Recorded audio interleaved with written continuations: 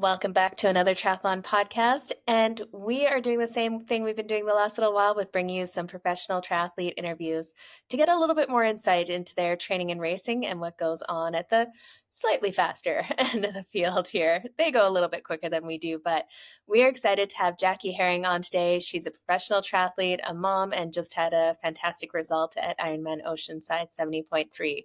But let's jump in and say hi. Jackie, how are you doing? We're happy to have you on.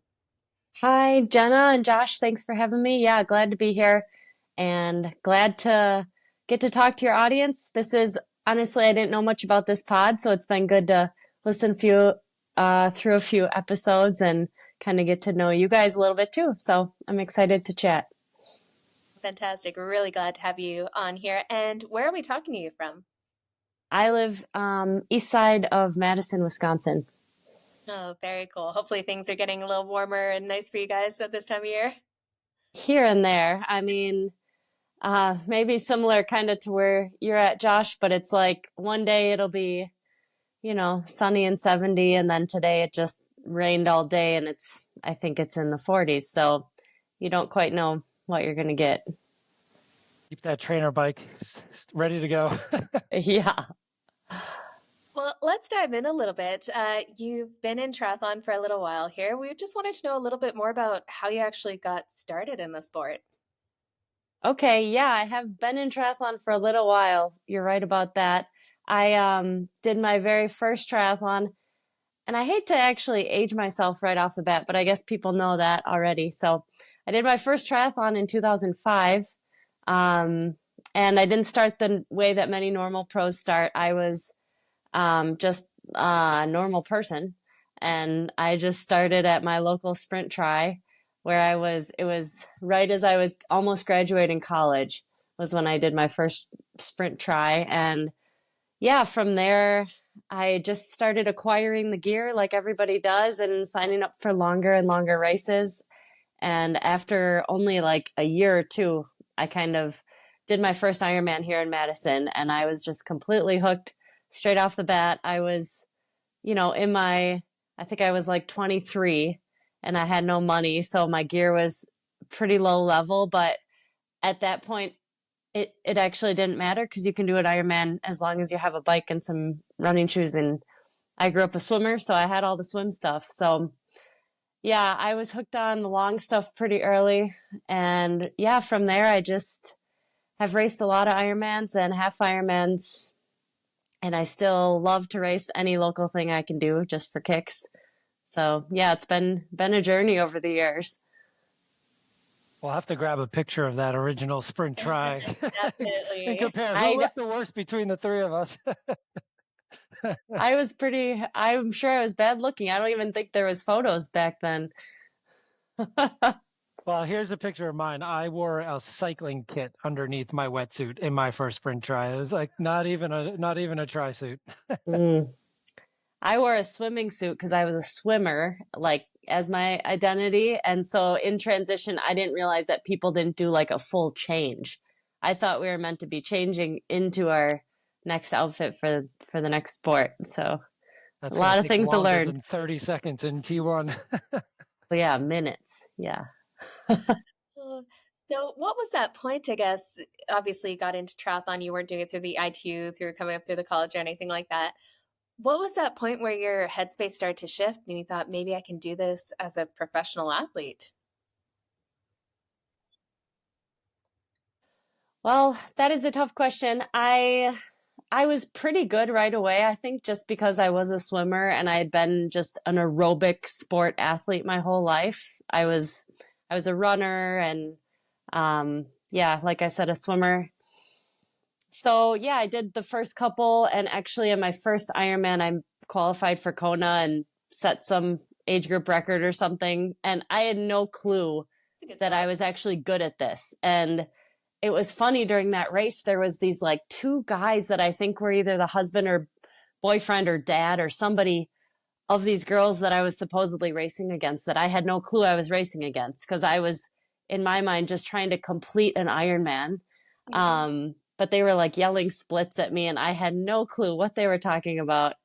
Uh, so I qualified for Kona, and at that point I was like, wow, I'm good at this, and I really didn't train much, and it wasn't that big of a deal. It was hard to finish, but I really enjoyed the suffering aspect of it.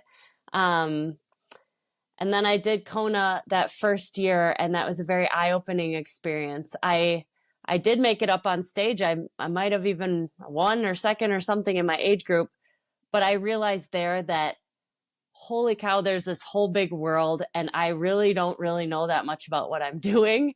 I just happen to be kind of like good at it. I'm good at just like digging in and suffering for a long time and not quitting is what it comes down to. So I think I qualified to go pro right away. But then I stayed age grouper for another season so I could get one more age grouper Kona under my belt and just try and learn a little bit more. But it was pretty early that, not that I thought it would be my profession per se, but that I realized I think I belong, I'd like to explore the professional ranks and see if I could get faster and actually compete with some of these people that I really, had stars in my eyes and I really looked up to. So, What was the difference between year 1 and year 2 training for Kona? ah, well, both years I had a full-time job. So my training really was like when work would get over, I had pretty much one or two routes, as many new cyclists do. You're not as brave about exploring, and I don't even know if I knew how to change a flat back then, but I would ride this one road. My training was like essentially ride for 5 minutes till I get to the start of this road, ride as hard as I can for an hour, fill up my water bottles, ride as hard as I can back, and then I would be dead, essentially. Like every other day I did that. And then on the other days, I would like go for a run if I wasn't too dead. And I only swam twice a week because I was like, I'm a swimmer. I don't need to swim at all. So I swam 2K swims a week for about those first few years, actually. I didn't do much swimming at all. It was great. And to have that swim background, few of us on the podcast here definitely would wish we had that. When it came to doing your first race as a professional, how did that go? Like, what was the big difference between the two? It was it was a night and day difference for me. When you're an age grouper, or at least for me, I got really used to like winning everything pretty easily. And I really enjoy that feeling. I really like winning. I like being at the front. And the first pro race I did was New Orleans 70.3, and it was terrible weather, and the weather was so bad that they had to cancel the swim. No. And at that time, it's different now. Now there's a ton of fast swimmers, and I don't really look like I'm a swimmer anymore. But back then, there was not as many fast swimmers, and I truly did identify as a swimmer. I was only a couple years, I swam a couple years in college. I was only a little bit out of it, and I was terrified because it was a time trial start on the bike. I had never done it. It was just completely overwhelming. I was in tears.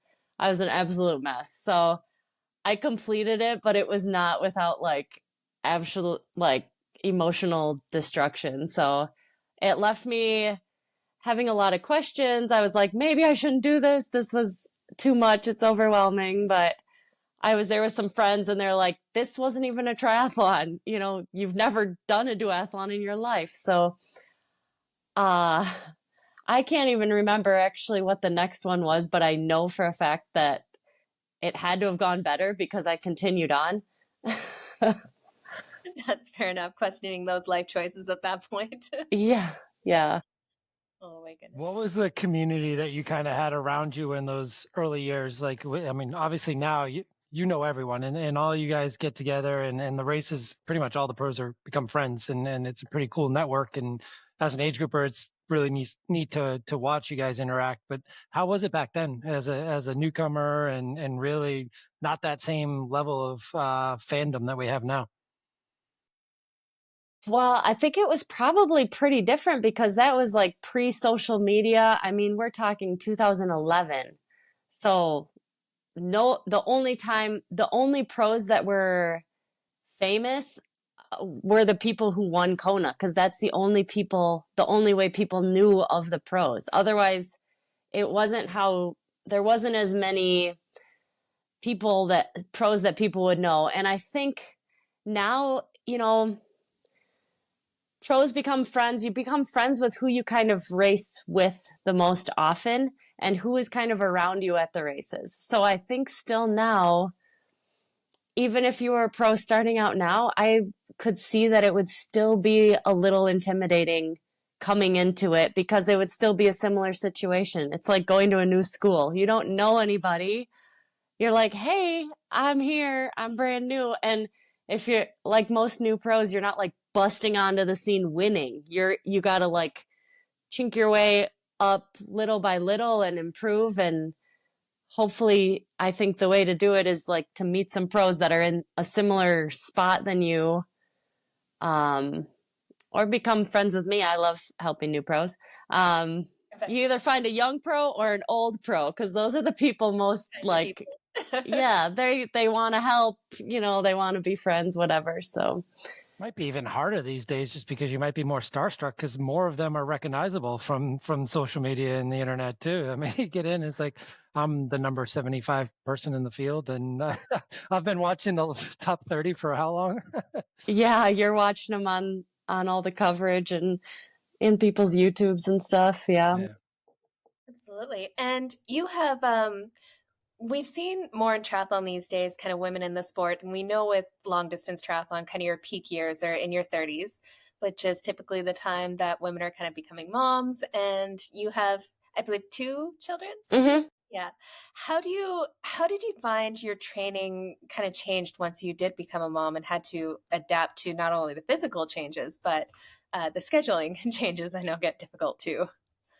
Yeah, very, very difficult. And I think that's why a lot of women, especially if they're like kind of at the top of their pro racing, are a little hesitant to have kids because it is, of course, a humongous life change. It changes every single thing about every minute of your life practically. But I think the way it can work is if you have a supportive partner, and potentially some family around, because it makes you realize and that you really, if you do want to do this, you really have to depend upon your tribe and your community, and you can't do everything by yourself. And many triathletes, I think, are very headstrong and, maybe stubborn, maybe independent, and normally would not rely on other people as much. And I think for me and for many women, I think there's that just the kids are just the dose of reality that you can't do it all and you need help.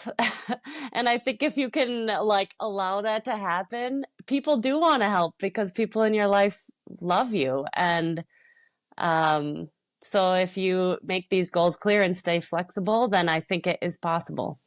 That's fantastic. Did you notice, like myself, when I had my son and stuff, I noticed some physiological changes. For me, I noticed I felt like I had a little bit more lung capacity. Also, might have been that I was pregnant in Denver, so I got some of that elevation too. But your body just kind of changes how it moves after that for the first little while you're getting back. Did you kind of notice some of those changes, or is there anything that you found was of benefit or not kind of after pregnancy? Well, I think after pregnancy, it like opens your mind that you are maybe a lot tougher and more capable and resilient than you might have realized. I remember I used to always think I was so tired and so busy and like, gosh, I don't think I was actually ever tired before having kids. And then you're like, oh, actually, this is tired. So I think it just opens a space in your mind that you can probably do a lot harder things than you might have realized before. That's what it did for me, is I was like, oh, I think I have a significant more capacity to handle things than I thought. I like that. That's a good perspective. And I think you even posted this week, you were just trying to figure out the struggles of it all with, I think your husband was away and you were single parenting. And it's like, when do I train? And I've got a race coming up. Yeah. Yeah. Well, what really happens when I'm okay when they're in school and then they get out of school and you play and you got sports and doing all that is fine. But my problem comes when it's like 9 p.m. and the kitchen's a wreck. I'm like, oh, wait, nobody's helping me here. Like, the stuff, we're pretty good at like sharing household duties and no one's taking the garbage down. Oh, I got to do that. Like, man, I was like, please come home now. The village usually doesn't show up to help with those things. That's the problem. Yeah. Yeah, well, I didn't call them in. We got to save it. We got too many races coming up. You got to save it. Yeah, you're starting to get into the thick of it now with things kind of picking up. You had an awesome result at Oceanside. Do you want to tell us a little bit about how that went, kind of your season opener this year? Sure, yeah. Yeah, I thought I was in pretty good shape, but first race of the year, you never truly know until you kind of get out there and test it with the other people. So the race itself went as good as it could have. For me, different than it used to be, I really like some days I just have good legs and some days I don't. And when I have good legs, I can just tell right away, like, and even in the swim, I can be like, okay, I feel like I have a little something today. And then on the bike, immediately I can tell I have good legs and I'm going to be fine. And so that makes the race go by pretty smoothly and can actually be enjoyable for some portions of it. So yeah, Oceanside felt good. It was just really fun to be up at the front. That's not where usually I get to be on the bike. So that was fun for me. And then yeah, to have an actual running race, having to use a little bit of, trying to play my cards best I could and see if I could win or not was a fun experience. Yeah, of course, happy with it. Couldn't have started out any better. Did you feel like you had put her away when you passed her on the run, or did you believe Paula was coming back?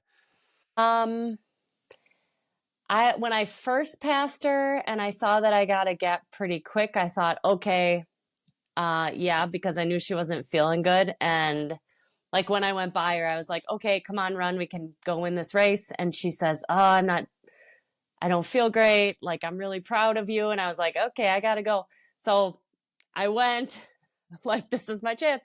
But then I started going, I thought right away I got a gap. But then at the next turn, when I saw it stayed the same, then I was like, okay, that's where I thought it was possible she might catch me. I didn't know how bad I would die or if I could hang on or not. So you just never know.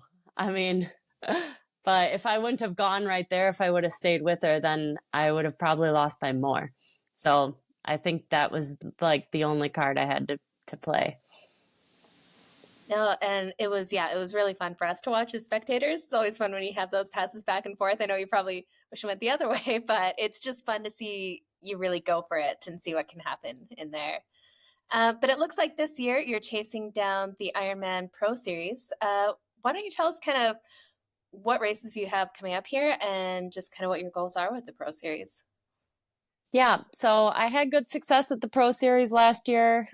Finishing second was much better than I imagined it would go. So that gave me a lot of, I guess, confidence and momentum leading into this year that it is a good space for me to hang out in. And yeah, so I kind of planned my season the same way where I'm starting out with like my 270.3s and then I'm going to tackle the Ironmans. I find it a little hard. My body doesn't like to go between 70.3 and Ironman that easily. It's just a little bit different training. And, I raced 70.3s without full Ironmans for a lot of years. So I am pretty dialed on that training. I know how to get in good fitness for 70.3, but getting into that after an Ironman, it takes a little bit of a transition. Just getting the speed back up and the higher power, my body does not want to do that. After I'm in Ironman mode, it's like, feels like I'm stuck there. So I need to wait to get into that till, later, second half or like mid-year, I guess, is where we kind of kick into that. Start to pick it up. So you got St. George coming up soon, right? Yep, St. George. I think I'm going to leave Monday, it looks like. So yeah, I'll get out there, and I've done St. George a whole lot of times. I love it there. And I like to get out there a little early because their weather's going to be pretty much good. So we're going to get out there, get some riding in and get used to it a little bit. And when you travel to races, do you travel down with the family? Do you travel by yourself? How does that go? Oh, it kind of depends. The kids are 7 and 9 now, so they're in school. So they missed a lot of school last fall because we brought them to Nice and we spent December in New Zealand. So we went heavy on the family travel. So I went by myself to Oceanside and stayed with a friend there. Last minute, we decided to bring them to St. George because it's the last one. Yeah. And we've been going there as a family a lot of years, like since the kids were little. So we thought we better hit that. But they'll come to some and they stay home for some. It's kind of like weighing out the cost of travel, if it's a cool place that is kid friendly, like that type of stuff. Do you think St. George is going to come back eventually? Like, it just seems like too many of you love that place. It's hard to imagine it gone. I agree. Yeah, it is hard to imagine that it would stay gone. I feel like they would even come up with a new contract and do it next year, but maybe that's just me. I don't know. Places with a giant M dot like in their town square, right? Yeah. It's got its own tattoo. No, that's Right. awesome. With St. George, is there anyone you're kind of fired up to race against there that's kind of front of mind at this point? Well, it's a pretty similar crew to Oceanside, I think, except for we've got Chelsea Sodaro coming if she Better. is feeling better. She was, I think, like very, very sick, obviously. And then a friend of mine who did the Pro Series last year, who was third, Lottie Wilms, is already over there. And I'm really interested to catch up with her. She was, what did she have? She was super sick. She got shingles and it like knocked her out over, like the whole month of like January. She was in pretty rough shape. So Yeah, I'm interested to see how she's come up from that.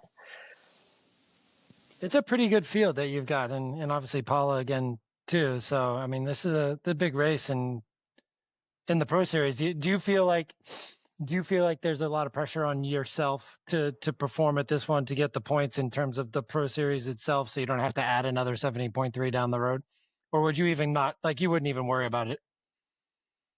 It takes care of itself. I mean, I get confidence from the fact that I'm a consistent racer, so I don't feel a lot of pressure necessarily. I just know I'm just going to show up and do a triathlon, and either I have good legs or medium legs or crap legs. Either way, it's going to go at least okay. And I mean, yeah, I don't feel too much pressure, and honestly, I'm a 40-year-old mom trying to race these people who like this is their life. They do it full time. So when I take a step back and think about that, there is no pressure. I am just like glad to be here, folks. So I don't know. I like to do well, obviously, but also I have grace with myself if I'm not winning, I'm not beating myself up over it. Yeah, that's quite the difference in lifestyle. If you think of someone like a Taylor Knibb, who again lives and breathes it, no real obligations outside of triathlon training, racing, recovering.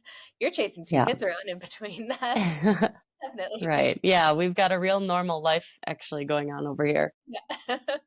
Yeah. So speaking of the Ironman Pro Series, which Ironmans will you be hitting up before the World Championships down in Kona? Yes, so I'm gonna go to Hamburg again since I had good success there last year. Fingers crossed we get a nice day again and that can go well. And then what do we got? Oh, Lake Placid again. I'm kind of repeating last year. It's so boring. I don't know. Lake Placid didn't really work, but we're gonna try again and see if it works. And then Kona. Kona's actually on my birthday this year, so No it'll way. be fun. Nice. Yes. get a little extra buzz there from the birthday wishes. I hope so. Yeah. I was just starting to look at potentially going to watch you guys, and then I realized it's the same weekend as the Chicago Marathon, which is like my A race at the end of the year. So I was like, so much for that next year, which Yeah. was also big news. So Yeah, That's huge news, guys. Did you guys talk about this on your pod? yeah, we we had did a Rudy little bit. yesterday right after it was announced. So we had him on and talked about it a little bit. But yeah, what's your take? I saw you were one of the ones that they collaborated with on that. So I'm sure you're pretty happy about it. I am happy about it. I have raced in Kona 4 times, twice as an age grouper and twice as a pro. And I love it. I haven't been there for a long time. And I was never there when it was just men or just women. So I didn't experience what that was like, but I did experience the women only Nice thing. And I really just prefer the men and women to be together. So that's my take. Yeah. And also I love Kona. So if it's in Kona, that's wonderful. It's interesting some of the comments I got on my videos and in my DMs,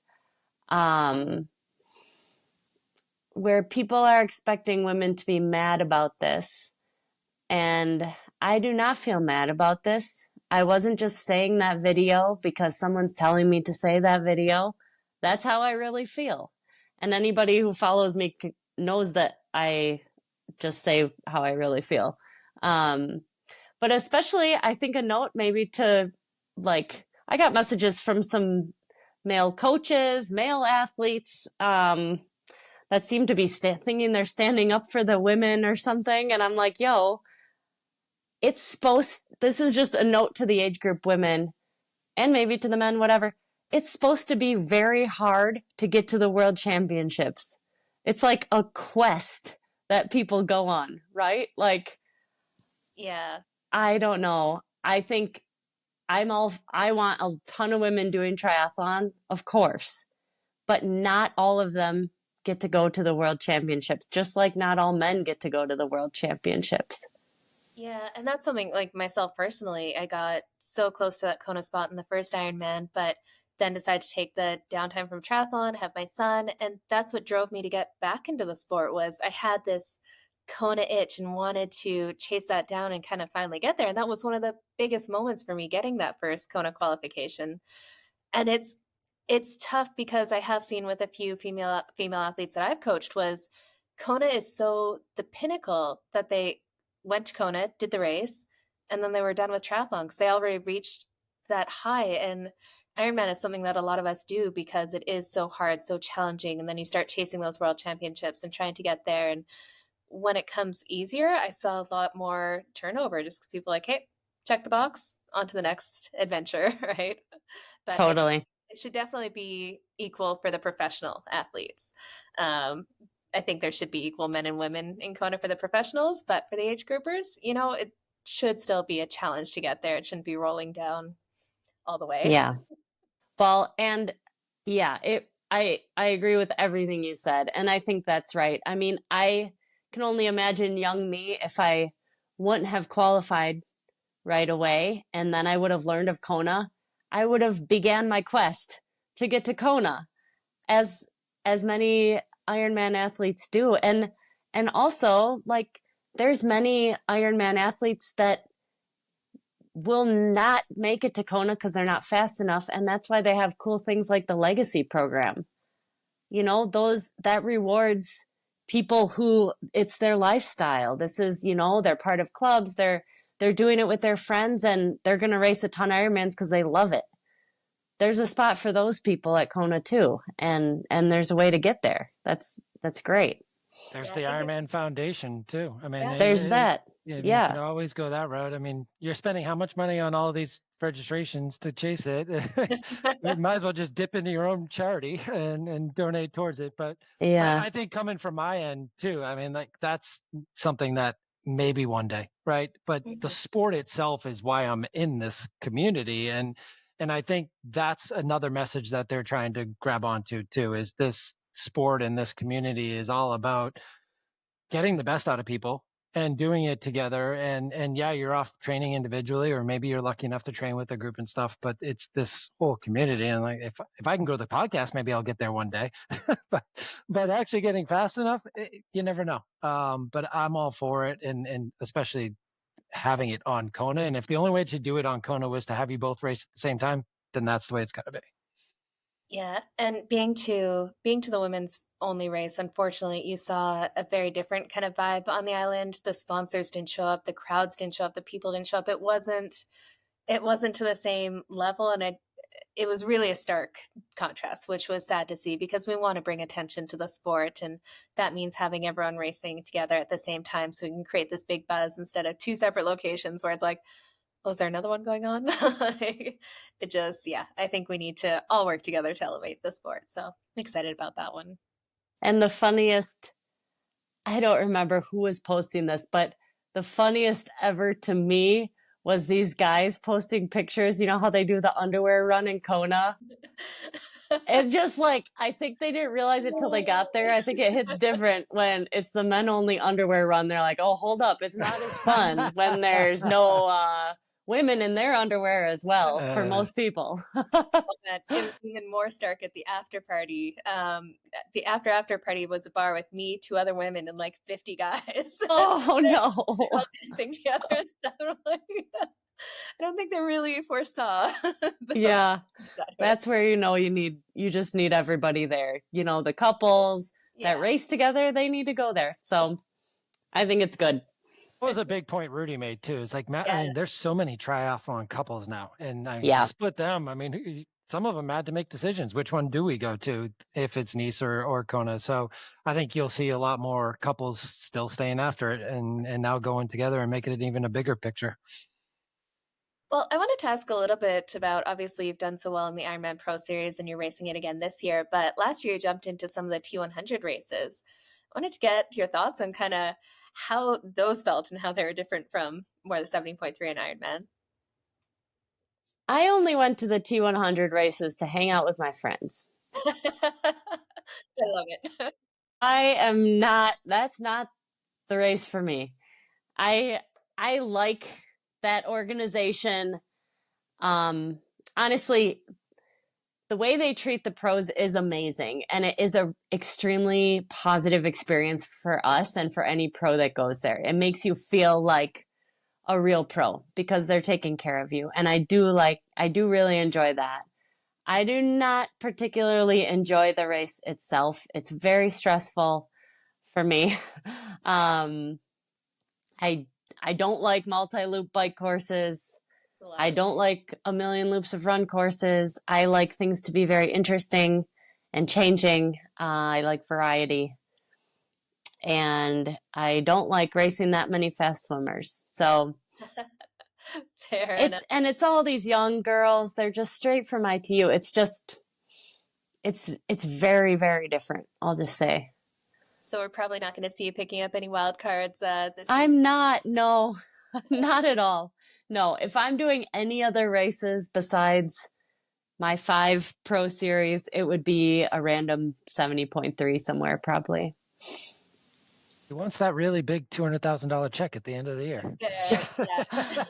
That's really unlikely, but you never know. That's the thing.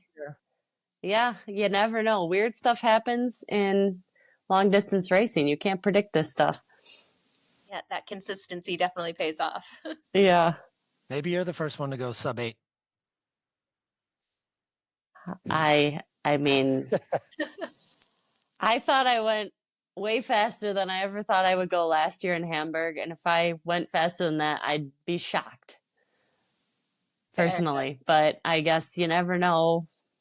I know. A couple questions from the audience here, mostly around nutrition. Do you happen to have those, Josh? I do. Actually, one of them is from our friend Lisa at AG1. She wanted to know, actually, there's a couple of them around how do you fuel your workouts? So why don't we go with that? And then Lisa's got a second question that I'll throw you away.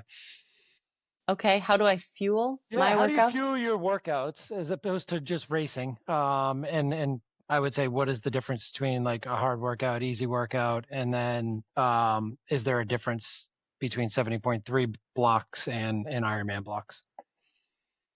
I always fuel my workouts, every workout.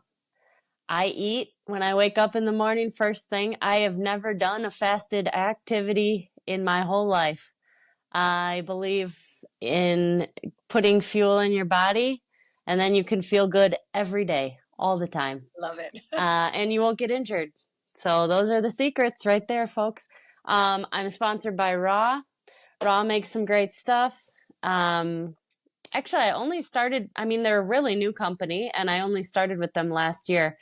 And during the time I was starting to train, like, okay, I'm going to do Ironman again. So I was on the feed, which I'm not sponsored by, but I was ordering everything because there's been so many new nutrition things. I was like, all right, if I'm getting into Ironman, I need to just do like a full on test, like a normal, consumer would, of all the items and just see what is working best for me. And so I was in the middle of that trial process when I actually met Natasha, who's now my coach at T100 in Miami.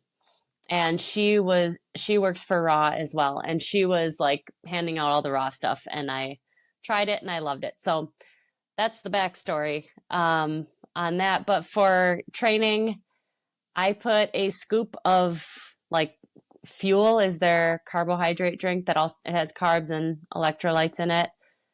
I put a scoop of that in my bottle for swimming. For biking, I do, if it's easy, just a scoop. The harder it gets, the more scoops the bottle gets. And they have an essential amino acids blend. I also put a scoop of that in my bottles on the bike. I think that helps for just recovery, actually, but getting it in during seems to be good for my body. Running is the thing where I'm usually just running by myself. So if it's under an hour, I'm fine. I've eaten probably fairly recently, and I'm probably going to eat afterwards, so I don't take anything. But if it's a little longer, I might take a little flask of the fuel, or I'll just have a gel with me or something. So yeah, and I just make sure to eat something afterwards. I like to eat sandwiches. I don't know. It's not real rocket science for me. I just try to eat as much real, normal, regular food as possible. And just keep it simple. that's really, yeah, it is. It's like just get some stuff in the system and bring a water bottle with stuff in it with you where you go. Yeah, and there's been lots of talk these days with kind of changing opinions on nutrition. Now people are realizing you need to eat, and more fuel helps you do better. Would you be open to sharing with us kind of how many carbs per hour you're looking at when you're racing in an Ironman on the bike and on the run? Yeah, it seems that it actually, my coach worked this out for me because I've never really like mathed it out. I kind of just do whatever. But I think it works out to be around like 95 maybe on the bike. And then on the run, it varies based on conditions and how I'm feeling. But I think I do try to get like a lot of swigs of Coca-Cola and at least one gel per hour when I'm running. Yeah, that So Coke whatever that equals. when you're suffering that hit of caffeine, sugar, easily digested, it's I so love Coke. Yeah. I always miss it. It's like that last station on each of the tables, especially at Oceanside. I was like, where is it? And then I think I got it once, and I was like, it was a good little jolt though. I find once you start taking it, you need to keep taking it because it burns so hot and fast. You need to keep the sugar coming after that. Yes. So the other question before Jenna hops into like our standard questions that we do rapid fire, but what's your guilty pleasure is what Lisa wanted to know. Guilty. Well, We talked about sandwiches, so it can't be that. sandwiches, that's not a guilty pleasure. I was That's hoping eating. not. I was hoping not.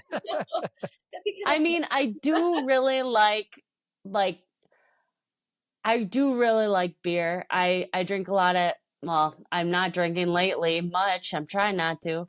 But like a good hazy IPA, I can see in like a later life, I could actually just be having like a beer and drinking an old fashioned while I'm making dinner or something like people might do. Perfect. You're from Wisconsin. I mean, it's just part of life. It's a little too much part of life here. Yeah. And I can say since I have like mostly stopped drinking and I do feel quite healthy, so I think there is something to it. It is a good movement.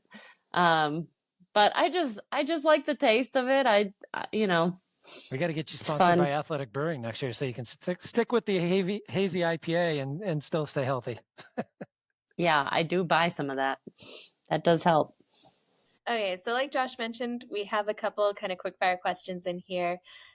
Nothing too crazy. We'll start off with, well, this kind of goes hand in hand with it. Have you ever had a moment where you've like eaten something really weird in training or racing? Maybe you're bonked with a gas station nearby and you just grab whatever. All the time. Yeah. What's Like the every weirdest? weekend. Oh, I love to buy those like Reese's like chocolate covered pretzels. They have those. We have Quick Trip. Do you guys have Quick Trips where you live? It's an amazing gas station. They have an amazing selection of hot food. And sometimes, like, if you're out and it's kind of like crud weather, I like to buy, they have these like hot ham and cheese melts and um that sounds gross if you're thinking of a normal gas station, but it's actually delicious at this gas station. I used to live in Scotland for a while and like training in the rain and the wind and the cold all the time. A hot sausage roll from some of like the good cafes or gas stations there, what it hit the spot. It's like salty, warm, just kind of Yeah. I could see how that would be really good on a ride. Yeah.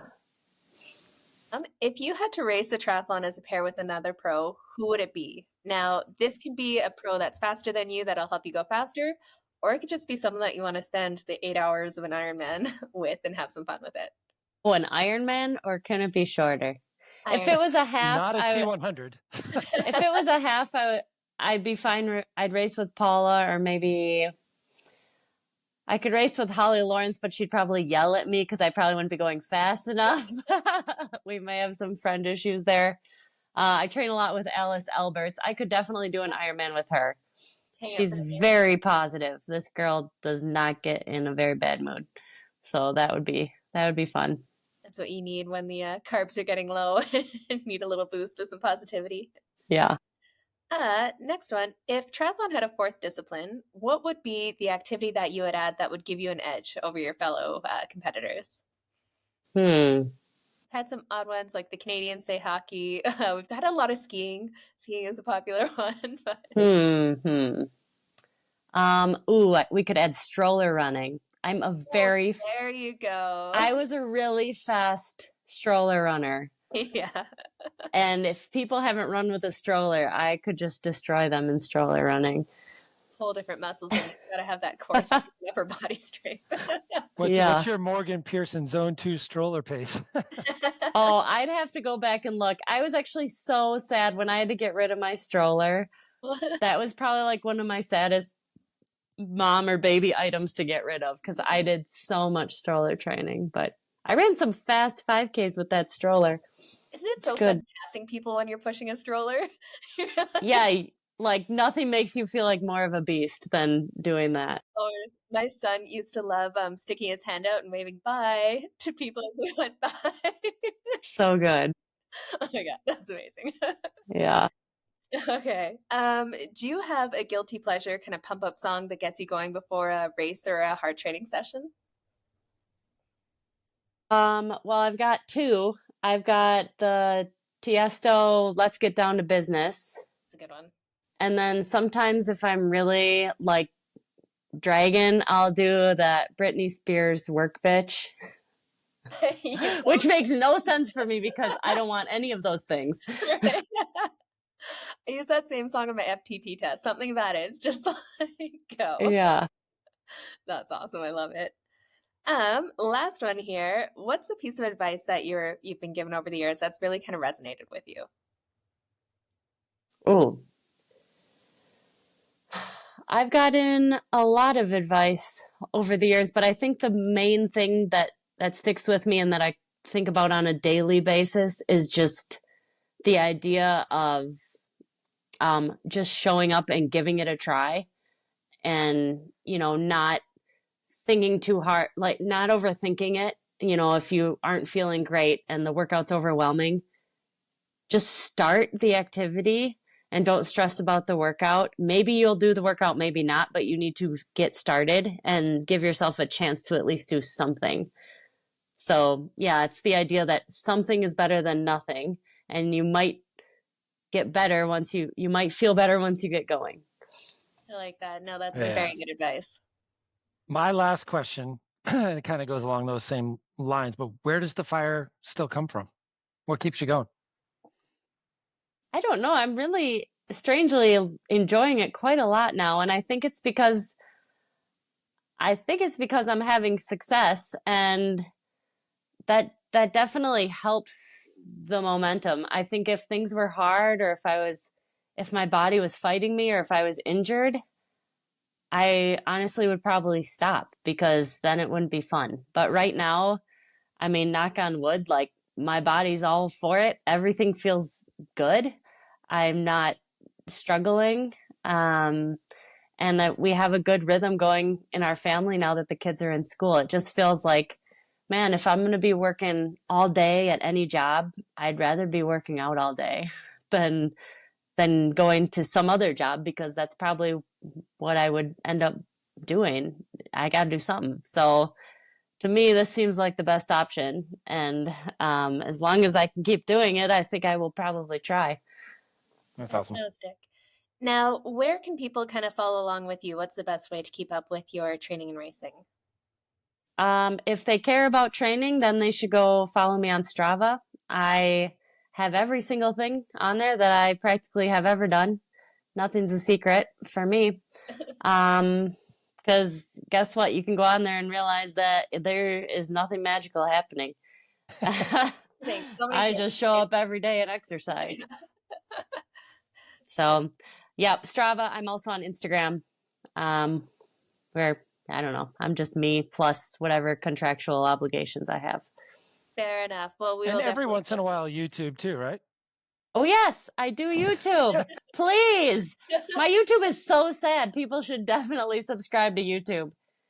There is a really nice guy who's in college. I think he lives in Ohio, who's trying to get better at making videos. So he's helping me. So it's, I think, mutually beneficial that my videos are getting a little better, and he will gain some skills while making these videos. So, yes, please find me on YouTube.